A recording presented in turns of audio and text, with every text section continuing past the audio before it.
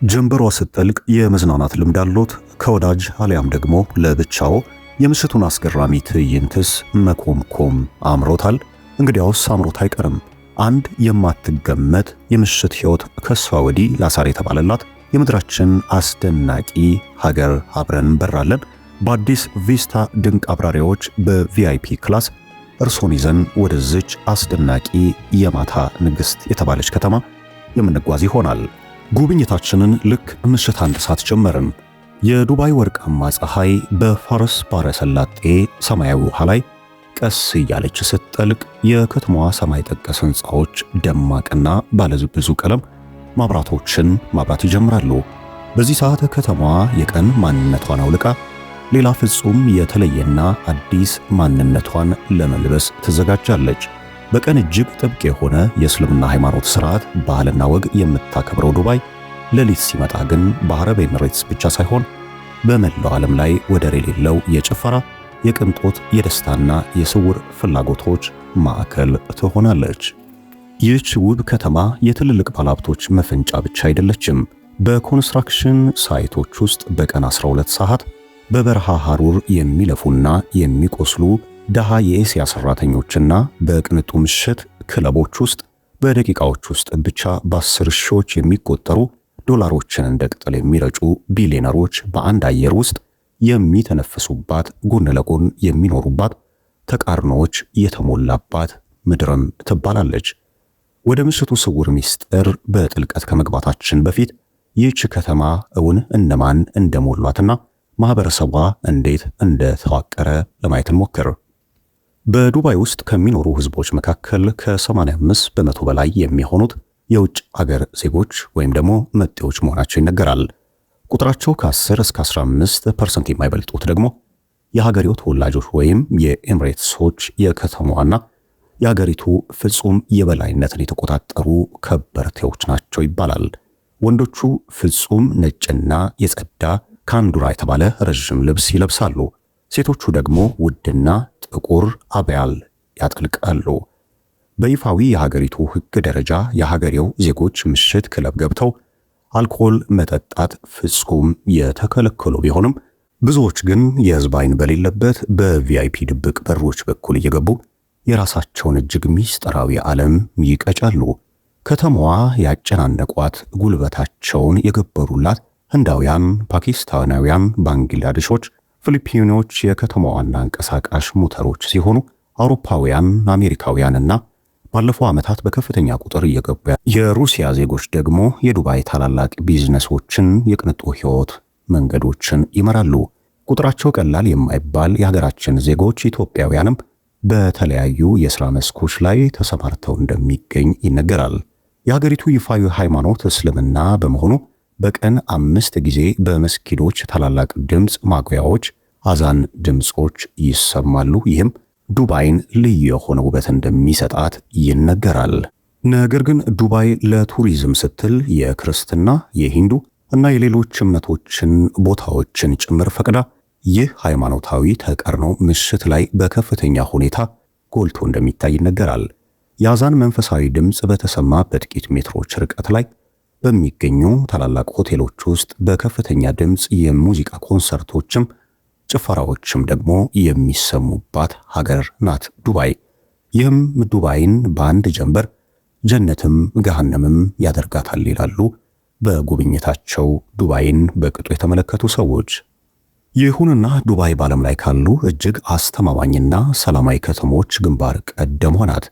አንዲት ቆንጆ ሴት እኩለ ሌሊት ላይ ብቻዋን እጅግ ውድ የሆኑ አልማዞችን፣ ጌጣጌጦችን አድርጋ በጎዳናዎች ላይ ብትራመድ እንኳን ማንም አይነካትም። በትኩረት እንኳን የሚመለከታት የለም። ለዚህም ፍጹም ሰላም ደግሞ ትልቁን ምስጢር የሚወስደው በየመንገዱ፣ በየሆቴሉ፣ በየመደብሩና በየምሽት ክለቡ የተገጠመው የሰውን ፊት መለየት የሚችል በሚሊዮን የሚቆጠሩ የቴክኖሎጂ ድምሮች የፈሰሱበት የፊት መለያ ካሜራዎቿ እንደሆኑ ይነገራል። በከተማችን አዲስ አበባ በቀትር ሰው ማጅራቱን በሚባልበት ሿሿ በሚሰራበት ይህን ተከትሎ አይደለም ሴቱ ወንዱ ምሽቱን ሲፈራና ሲጠነቀቅ ማየት የግድ ነው። ነገር ግን ይህ ጉዳይ በበረሃ ንግሥት ዱባይ የሚታሰብ አይደለም። ሁሉም በእኩል በሰላም የሚኖርባት የምሽት ሰላሟም የተጠበቀ ሀገር ያደርጋታል። ከዚህ ባሻገር ለሰላምና ደህንነቷ የፖሊስ ቁጥጥርና የደህንነት መዋቅሩ እጅግ የላቀው ሚና ይጫወታል። ትንሽ ጥፋት ያጠፋ የተጣላ ወይም ደግሞ የሰረቀ የውጭ ሀገር ዜጋ ምንም አይነት ምህረት ሳይደረግለት ወዲያውኑ ታስሮ ከሀገር ይባረራል። ዱባይ ከማንኛውም አይነት የሽብር ስጋት ነፃ ለመሆን እጅግ ጥብቅ የሆነ የደንብና የውስጥ ደህንነት ጥበቃ እንዳላት ይነገራል።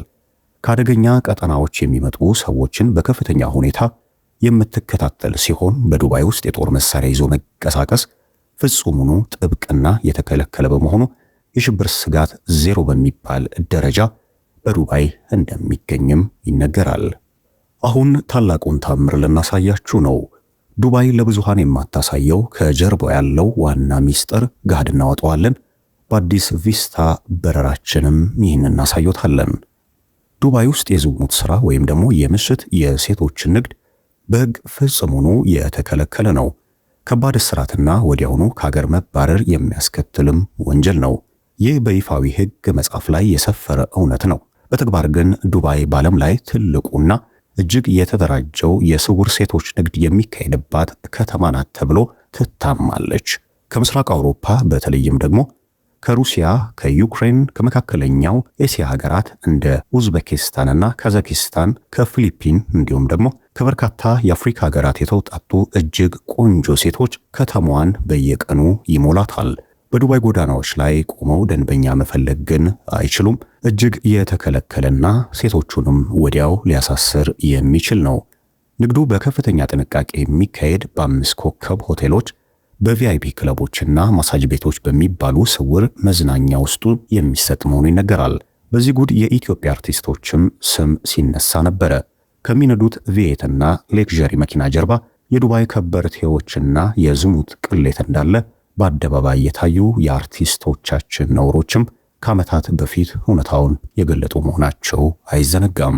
በእነዚህ ስውር ቦታዎች ያሉ ቆንጆ ሴቶች የሀብታም ነጋዴዎችን፣ የውጭ ባለሀብቶችና የሀገሬውን ሼሆች ቀልብ ለመሳብ ከፍተኛ ገንዘብ ለመቀበል በውበት ይወዳደራሉ።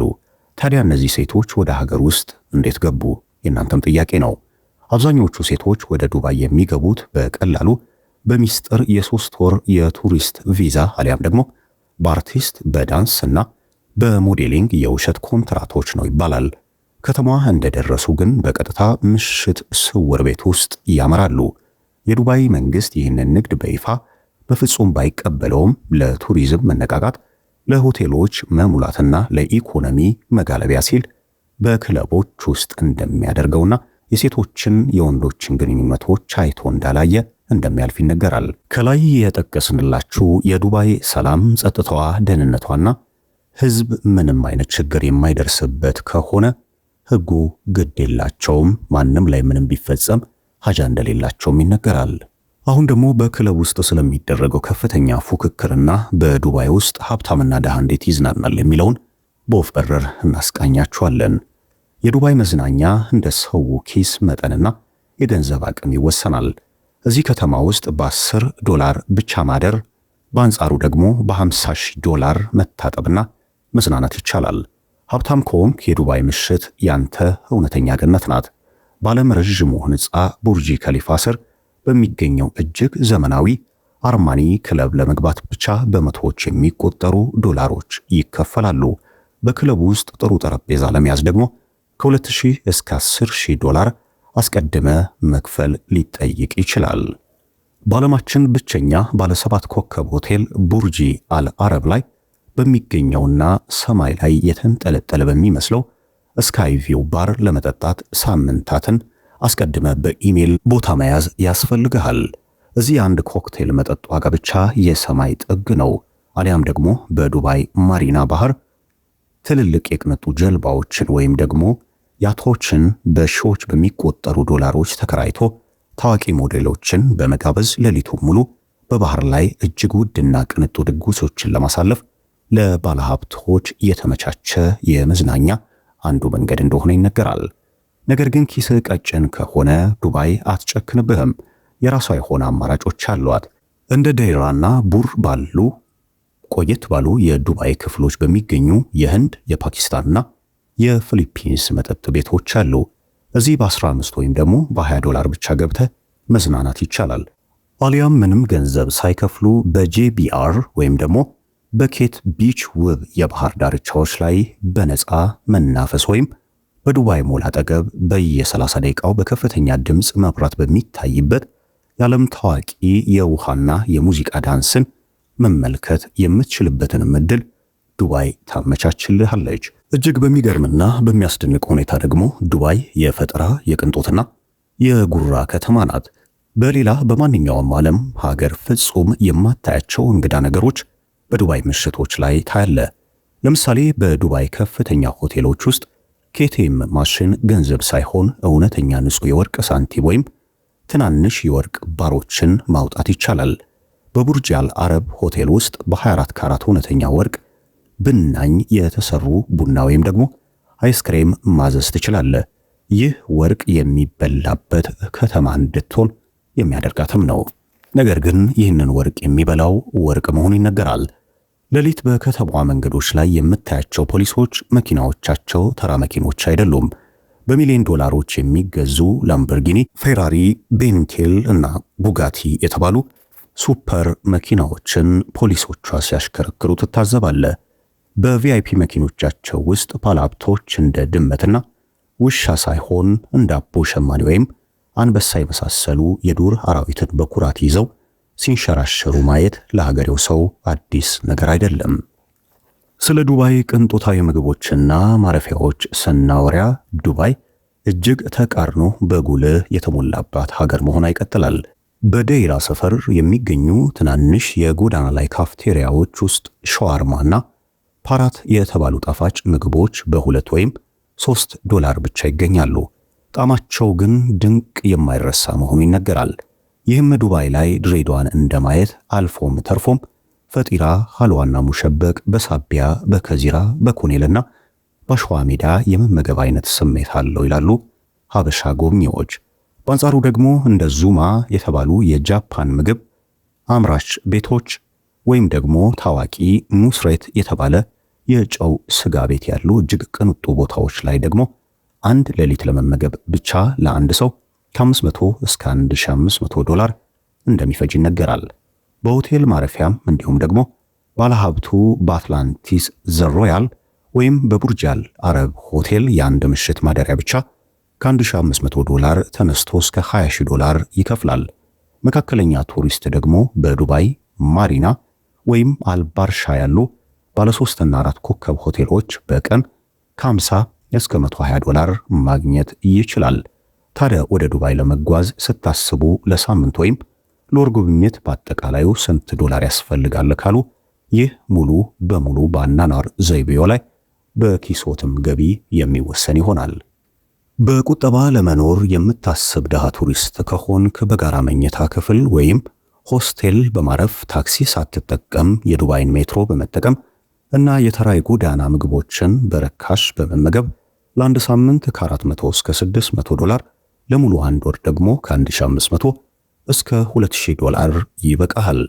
መካከለኛ ቱሪስት ከሆንክ ባለ 4 ኮከብ ጥሩ ሆቴል በማረፍ ታክሲና ኡበር በመጠቀም መካከለኛ ክለቦች በመግባትና የበረሃ ሳፋሪን በመጎብኘት ለሳምንት ከ1200 እስከ $2000 ለወር ደግሞ ከ4500 እስከ $7000 ያስፈልጋል። ነገር ግን እንደ እውነተኛ ባለሀብት በቅንጦት ለመኖር ከፈለክ ባለ 5 እና ባለ 7 ኮከብ ታዋቂ ሆቴሎች እያረፍክ የግል መኪና በሾፌር እየቀጠርክ እያስነዳ በቪአይፒ ክለቦች የግል ጀልባዎች ላይ ለመዝናናት ለአንድ ሳምንት ከ$7000 እስከ $20000 ለቪአይፒ ወርያዊ ጉብኝት ደግሞ ከ$30,000 እስከ $100,000 እናም ከዛም በላይ ማዘጋጀት ይኖርብሃል። ነገር ግን ዱባይ ምንም ያህል ሰላማዊና ቱሪስት ወዳድ ብትሆንም ሕጓንና ባህሏን ካላወቅ ሕይወትን በአይን ጥቅሻ ውስጥ ወደ ሲኦል ልትቀይርበት ትችላለች። ነገሩ እንዲህ ነው። እነዚህ ነገሮች በዱባይ ምሽት በፍጹም እንድታደርጋቸው መጀመሪያ እንድትፈጽማቸው የሚፈቀዱ አይደለም። አልኮል መጠጥ ይዞ በይፋ መንገድ ላይ መንቀሳቀስ ፍጹምኑ ክልክል ነው። መጠጣት የሚቻለው ፈቃድ ባላቸው ሆቴሎችና ክለቦች ውስጥ ብቻ ነው። ሰክሮ መንገድ ላይ መውደቅ፣ መተራመስ ወይም ደግሞ መጨው ወዲያውኑ ወደ ዱባይ ጨለማ ወህኒ ያወርዳል። ሁለተኛው ሰዎች ያለ ፈቃዳቸው በተለይም ደግሞ የሀገሬውን ሴቶች ፎቶ ወይም ቪዲዮ ማንሳት ትልቅ የሳይበር ወንጀል ነው። ሶስተኛው በሶሻል ሚዲያ ይሁን በአካል ስለ ዱባይ መሪዎች፣ ስለ መንግስት ወይም ስለ እስልምና ሃይማኖት መጥፎ ነገር መናገር ፈጽሞኑ በዱባይ ምሽቶች የተከለከሉ ህጎች ናቸው። አራተኛ ስለ አደንዛዥ እጽ ካሰብክ በዱባይ ፈገግታ የለም። በደም ውስጥ ወይም በሻንጣ ውስጥ ቅንጣት ታክል እጽ ከተገኘ እድሜ ልክ እስራት ወይም የሞት ፍርድ ሊፈረድብ ይችላል። በመጨረሻም መንገድ ላይ አግባብ ያልሆነ የህዝብ ፍቅር መግለጫ መሳሳም ወይም ማቅፎ ለረጅም ሰዓት መቆም ከባድ መታሰርና መቀጣት ሊያስከትል ይችላል። በአዲስ አበባ ኖርማል ያልከው በተአምር በዱባይ ባትሞክረው ይሻላል። አሊያም በደቂቃዎች ከጎብኝነት ወደ ወንጀለኝነት ይቀይረሃል።